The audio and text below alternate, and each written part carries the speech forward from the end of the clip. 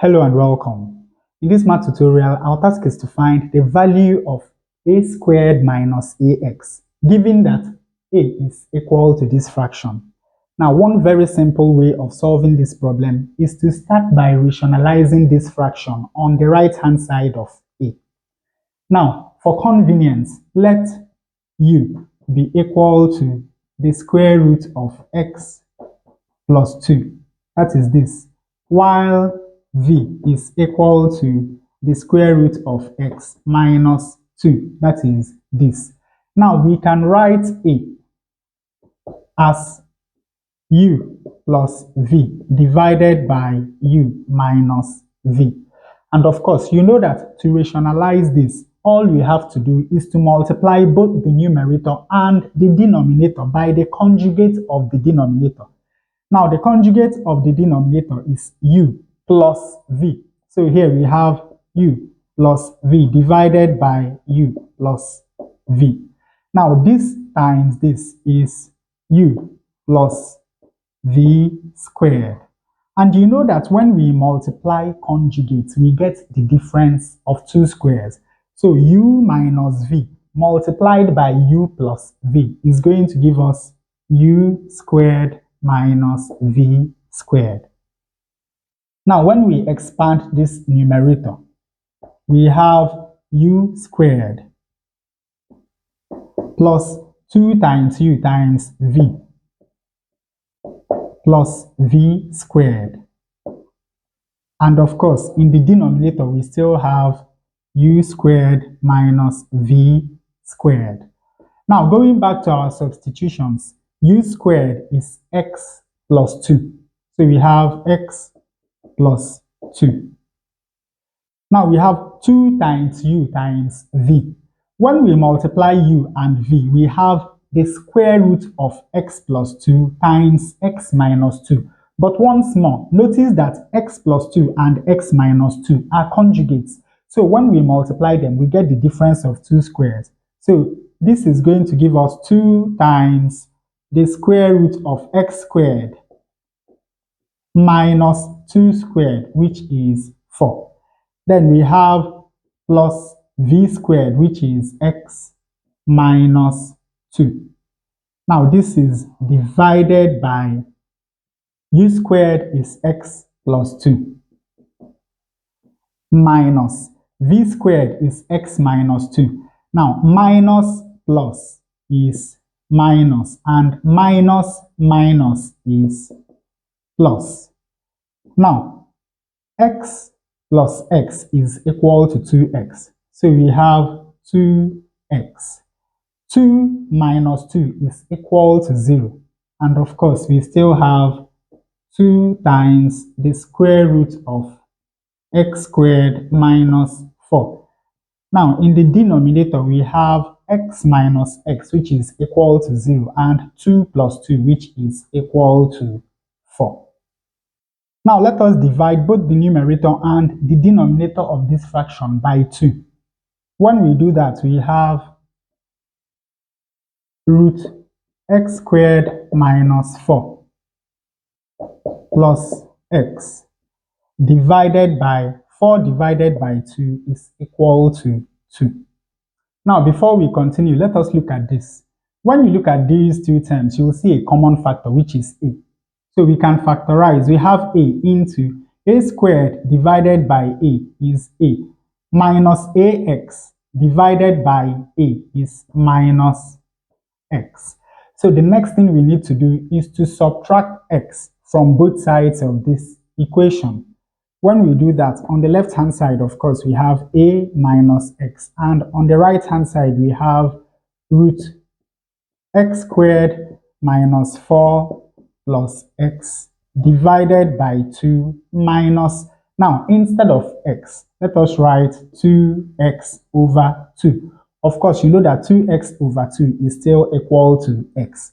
But most importantly, now these two fractions have the same denominator. Now from here we have root x squared minus 4. X minus 2x is minus x. And we have the common denominator, which is 2. Now we have a, and we have a minus x.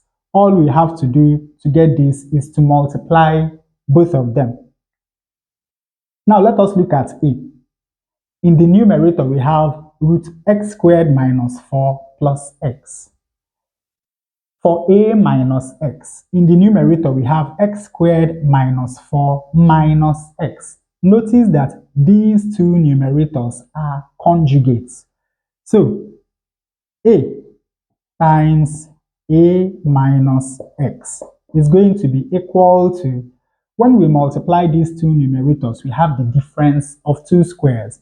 So we have root x squared minus 4 squared minus x squared.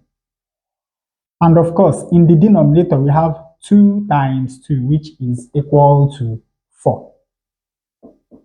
Now, root x squared minus 4 squared, of course, is going to give us x squared minus 4 because this is going to take care of that. Then we have minus x squared divided by 4. X squared minus x squared is equal to 0. Minus 4 divided by 4 is equal to minus 1. So the value of a squared minus ax when a is equal to this fraction is minus 1. Now there's another simple way of solving this problem.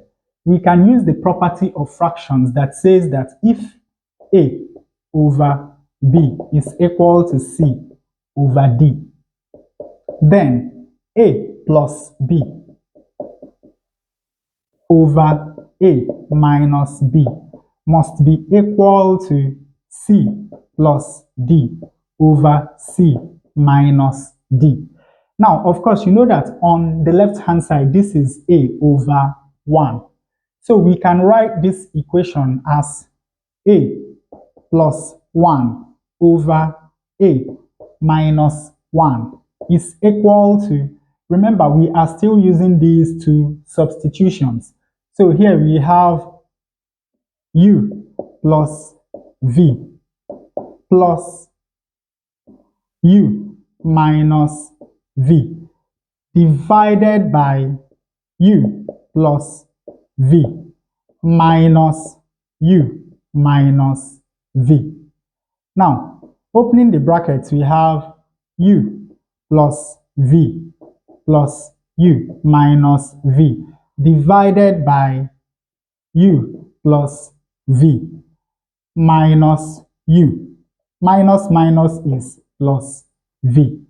Now we have that a plus 1 over a minus 1 is equal to u plus u is 2u. V minus v is equal to 0. U minus u is equal to 0, and v plus v is equal to 2v.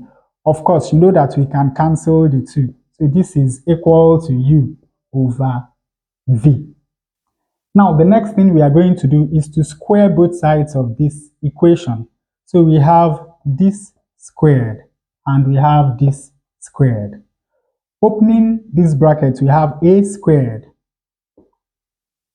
plus 2 times a times 1, that is 2a, plus 1 squared, which is 1, divided by a squared minus 2 times a times 1, that is 2a, plus minus 1 squared, which is 1.